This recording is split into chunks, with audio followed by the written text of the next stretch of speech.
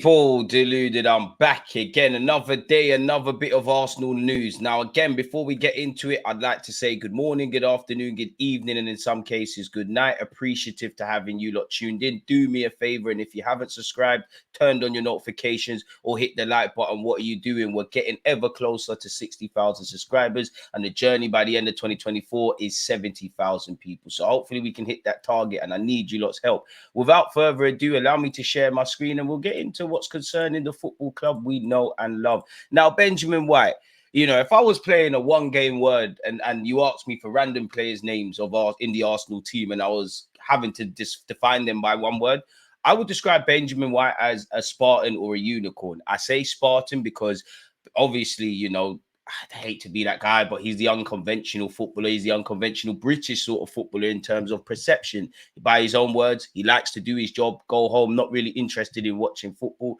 Obviously, he looks like he could be working in Uniqlo or something with all the tattoos and the hair and whatnot. I personally don't give a crap what you look like, but these are the connotations within football. And he's misunderstood, not internally. Clearly, Mikel Arteta, the coaching staff and the players know he's someone you would go to war with. Arsenal fans, you know what Benjamin White's on. England coaching staff are starting to see what he's on, and now they're trying to extend the olive branch. But in the wider scheme of things, you know, he gets a bad reputation, man. He puts his heart on the line. I think he's dedicated to improving his craft, and I think people have an inability to listen. The man said he's not interested in watching random games on TV. That doesn't mean he doesn't want to improve. He's not ever trying to improve and become the best player he could potentially be in what's left of his career.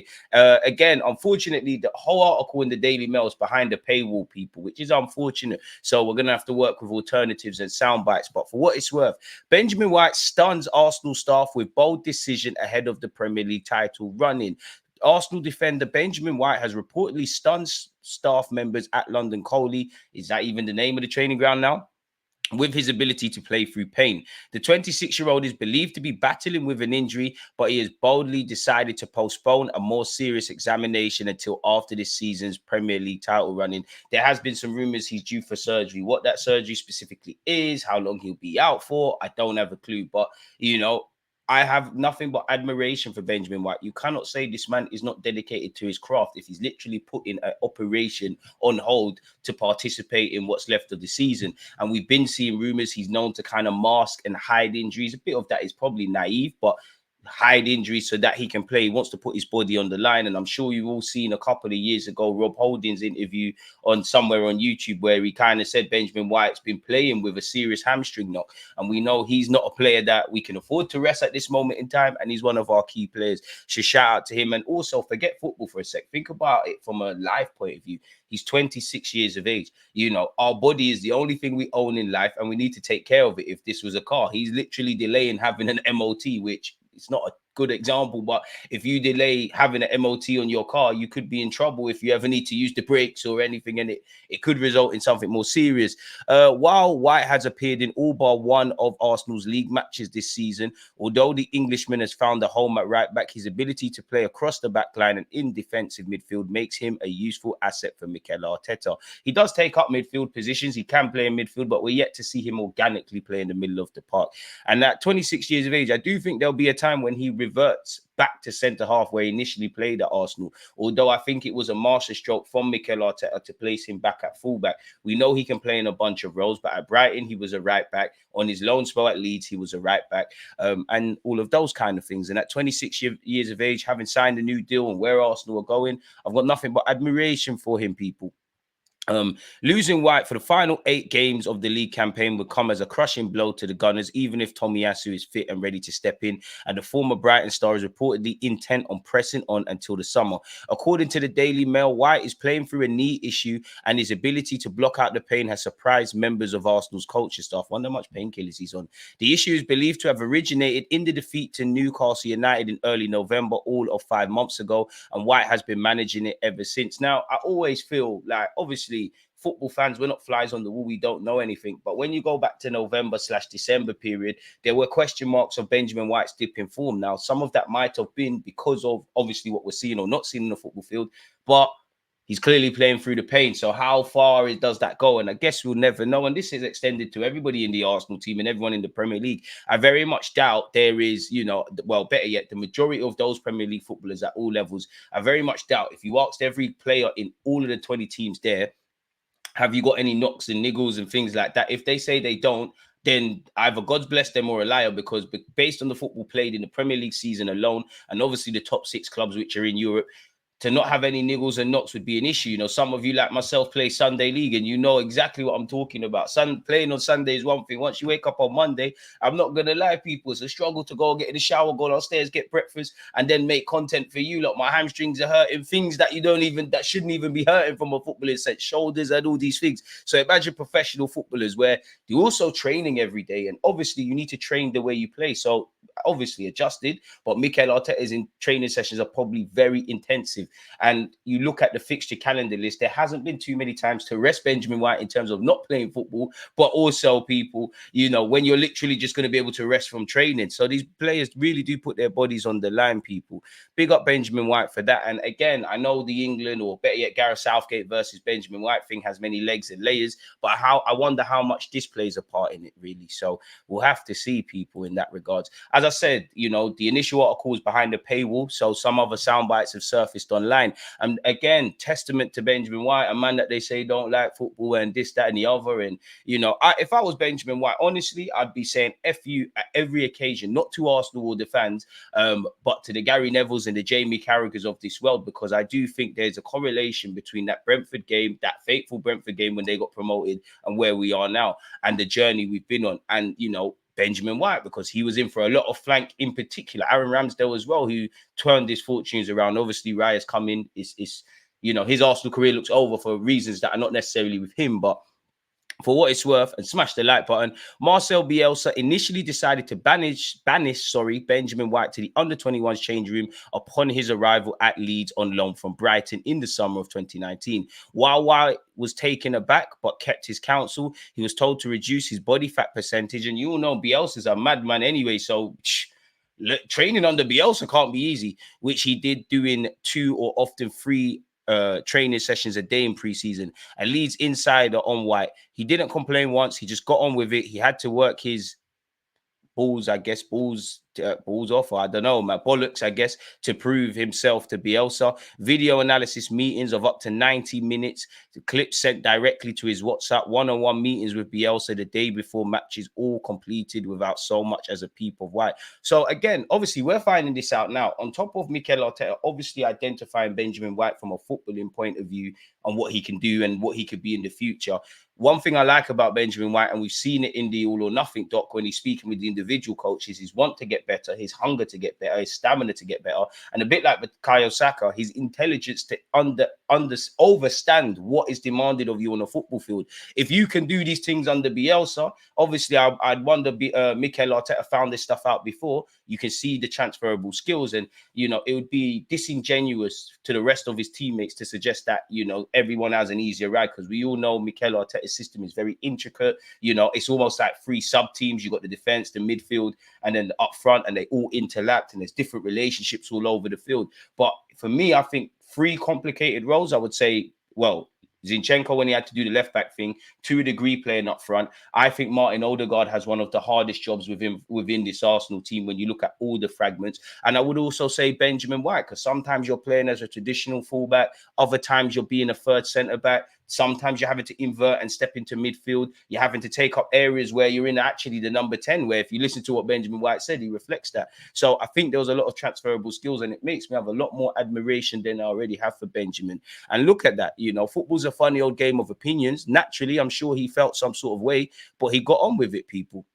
It's joked today that one of the reasons White doesn't watch football in his spare time is because he was exposed to a lifetime's worth under Bielsa. Probably, man, but we're enjoying the fruits of that labor. Apparently, an Arsenal source on White, there's a menacing streak to his game now that wasn't necessarily apparent before. If anybody nails him in the game, he'll consciously try to get them back. To be fair, Benjamin White's always done that, but I do think there's a bit more determination in that regards and a bit more fire, and that's due to Benjamin White. But I think that's a byproduct of where we're going as a football club. Everybody's inspired and getting better and trying to fine-tune those fine margins.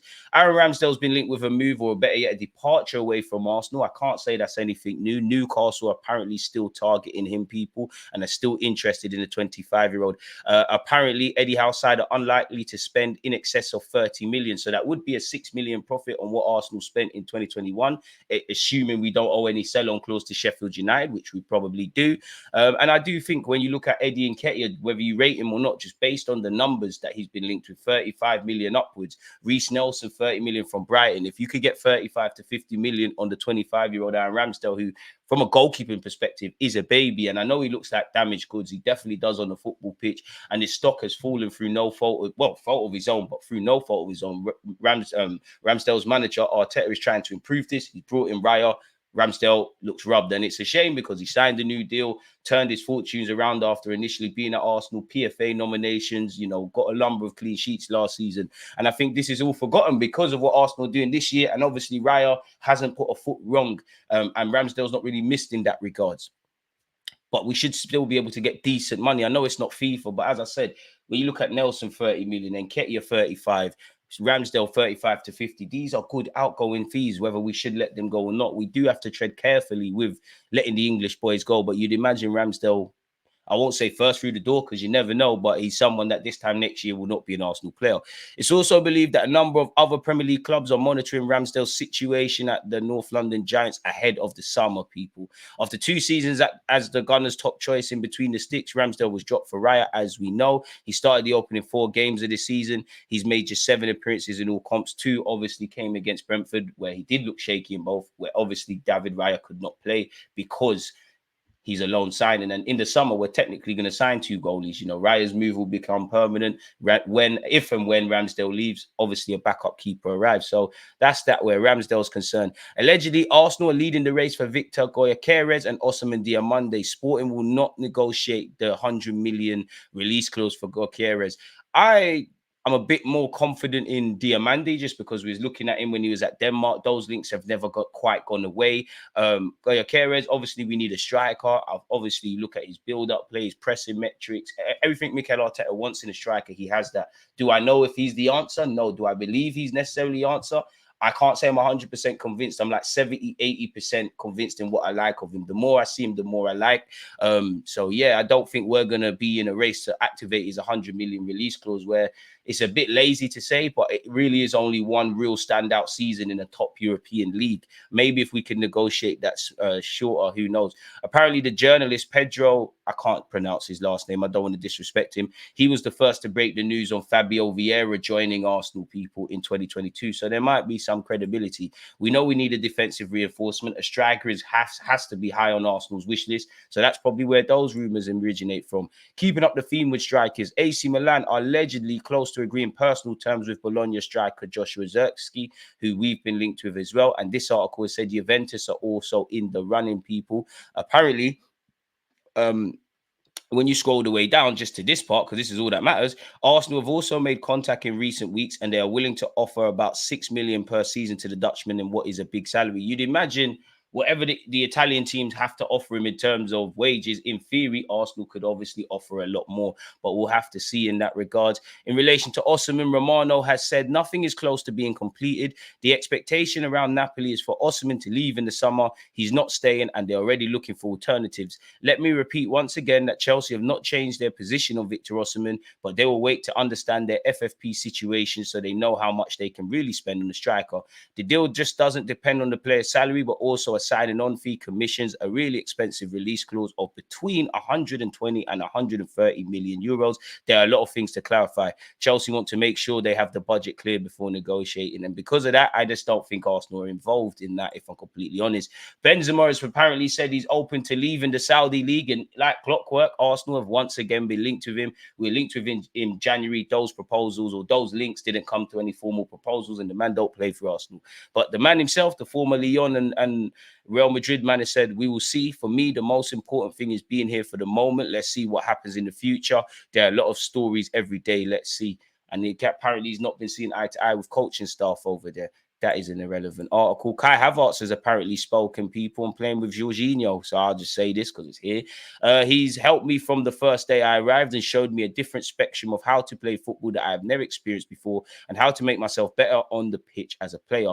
I'm so happy he helped me with a lot of things and is someone who wants to improve the players. That's what makes him special. That's probably why I want to give him a new deal on top of what he's doing on the pitch. I've never had a coach before who was so detailed and showed many things that maybe I didn't even know. So that's probably about Mikel. Scrolling all the way down on Jorginho, sorry. So the first bit was about Mikel. We spoke before and played together at Chelsea, so I know him quite well and just asked him what it was like here. He said his honest opinion about everything and was already, after 6 months at the club, complimentary of everyone, the coaches and the players. That made my decision easier. I spoke to the coach and for me, it was just after that chat, I wanted to come here. Jorginho is a player who I feel like he looks at me or I look at him and we both know what is going to happen next. He's one of the best players I've played with because he knows my movements. I know his passing and which ideas he has in his mind.